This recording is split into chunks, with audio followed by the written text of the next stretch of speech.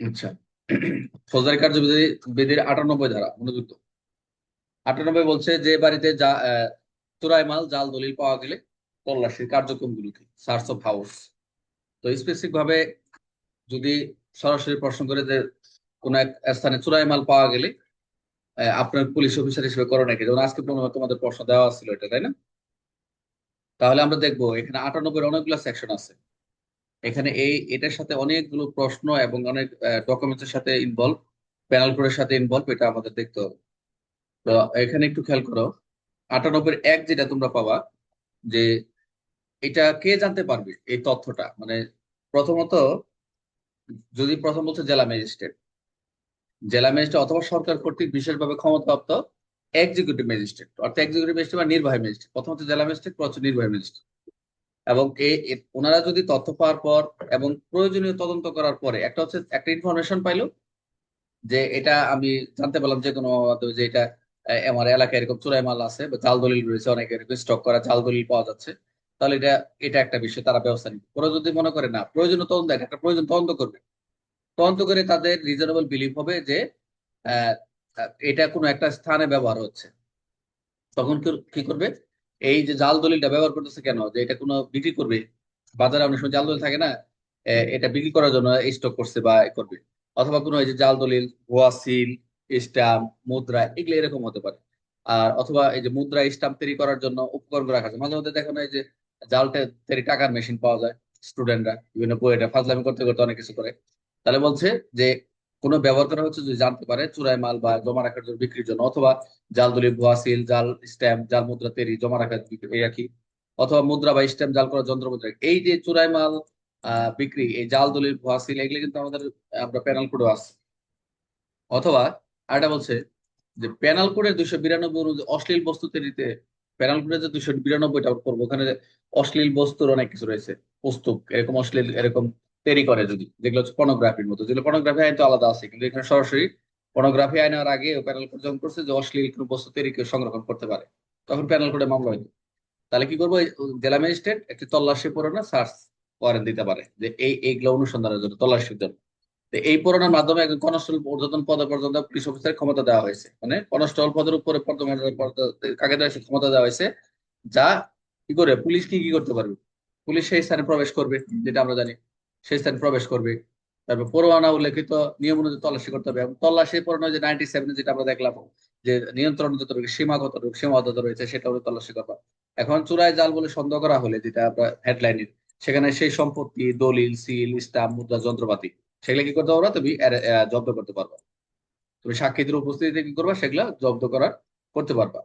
এখন জব্দকৃত বস্তু পাইলা, জব্দ করলাই, যে এই যে সম্পত্তি, সিল, স্টাম্প স্টাম্প যন্ত্র, যা কিছু পাও না কেন, এগুলা পাওয়ার পর কি করবা, অবশ্যই ম্যাজিস্ট্রেটের সামনে উপস্থাপন করবা, অথবা নিরাপদ স্থানে রাখবা। যেমন তুমি এগুলা তো অবশ্যই ম্যাজিস্ট্রেট করে পাঠাইতে হবে। তবে আমরা অনেক সময় মালখানা রাখি, মালামাল বেশি হলে মালখানা রেখে দিই, কুটকে একটা প্রতিবেদন দিই, এটা বলছে নিরাপদ স্থানে সংগ্রহ করতে পারবা। একটা হচ্ছে হয় জব্দ করে রাখবা, ম্যাজিস্ট্রেটের সামনে উপস্থাপন করবা, অথবা তুমি হচ্ছে মালখানায় বা নিরাপদ স্থানে রাখার ব্যবস্থা করবা। সেখানে বলছে যে যেখানে উপস্থিত যেসব ব্যক্তি এই অপারেশন জড়িত বলে সন্দেহ হয়, যেখানে তুমি যাচ্ছ, তো মনে হচ্ছে ওখানে কিছু লোকও আছে, সেখানে কি আছে, সেখানে জড়িত হচ্ছে, মানে কাউকে যে তুমি যা তল্লাশি করার পর দেখো কিছু লোকও পাওয়া গেছে, কাউকে যে সাসপেক্ট মনে হয়, সেখানে ম্যাজিস্ট্রেট তাকে অ্যারেস্ট করে গ্রেপ্তার করে সামনে, ওই যে আমরা তল্লাশির ক্ষেত্রে যে বিধানগুলো আমরা যে পড়ছি, যেখানে তো মালামাল তুমি দেয়া তল্লাশি করে যদি সেটা জব্দ করবে, মালামাল তাদেরকে যদি সুযোগ্য সন্দেহ হয়, তারা জবাব না দিতে পারে, তাদেরকে তুমি অ্যারেস্ট করতে পারবে, এবং ওনাদেরকে কি করবা, ম্যাজিস্ট্রেটের সামনে হাজির করতে হবে। এটা 91 হয়ে গেছে। 98 তা 98 বলছে কি, এই যে জাল মুদ্রা সম্পর্কিত যে এই বিধান কিন্তু প্রযোজ্য হচ্ছে, তবে সব ধাতব টোকেন মুদ্রার ক্ষেত্রে, যেগুলো হচ্ছে আমরা প্যানেল করে যেগুলো পাবো 230 থেকে, এই বিষয়গুলো যেগুলো রাখা কিন্তু বেআইনি, মানে ধাতব টোকেন মুদ্রার ক্ষেত্রে যেগুলো বেআইনি, বেআইনিভাবে তৈরি করছে, আমদানি করা হয়েছে এরকম ধাতব মুদ্রার ক্ষেত্রে, সেগুলা কি করবে, এখানে উল্লেখিত আইনসর মধ্যে রয়েছে যে মেটাল টোকেন অ্যাক্ট ব্যবহার করবা, এবং কাস্টম অ্যাক্ট এটা প্রযোজ্য হবে এই ক্ষেত্রে। যে মেটাল টোকেন অ্যাক্টে কি কি বলা রয়েছে, কাস্টমস অ্যাক্টে কি বলা রয়েছে, দেখো আমরা কিন্তু না জানলে এগুলো আমরা আইন পড়ি না, মেটাল টোকেন এক্স এবং কাস্টম এক্স এগুলো পরীক্ষা আসে না, কিন্তু আমরা এগুলো পড়তে যাই, দেখো একটার ভিতরে আরেকটা ঢুকে আছে।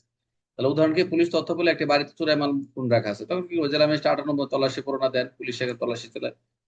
একটি কারখানায় জাল স্ট্যাম্প তৈরি হচ্ছে বলে অভিযোগ পাওয়া, তো ম্যাজিস্ট্রেট তল্লাশি পরোয়ানা দেন, পুলিশকে সেখানে তল্লাশি করার জি দিয়ে দিবে। আবার আরেকটা হচ্ছে কোনো দোকানে অশ্লীল বই বা ভিডিও বিক্রি করা হচ্ছে, ওই ম্যাজিস্ট্রেট সার্চ অন্যান্য তল্লাশি করে অনুমতি দিবে। তাহলে বাড়ি তল্লাশি করে কোন ধারায় বলা রয়েছে আমরা দেখলাম, চোরাই জাল দলিল 98। 98 অনুযায়ী তল্লাশি পরোয়ানা কে কে দিতে পারেন? অবশ্যই জেলা ম্যাজিস্ট্রেট।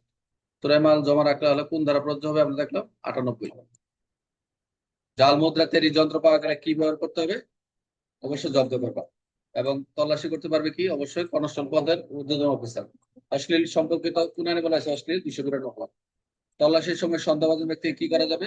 গ্রেপ্তার করে ম্যাজিস্ট্রেটের সামনে হাজির করতে হবে। জব্দকৃত বস্তু কোথাও অবস্থান করতে হবে? এটাও কিন্তু ম্যাজিস্ট্রেটের সামনে অবস্থান করতে হবে, ম্যাজিস্ট্রেটের সামনে। 58 বই কোন বিষয়ে প্রযোজ্য? যেটা হচ্ছে আমরা দেখলাম জাল জাল মুদ্রা। মুদ্রা। বেআইনিভাবে তৈরি ধাতব টুকেন কোন আইনে বলা আছে? Metal token act.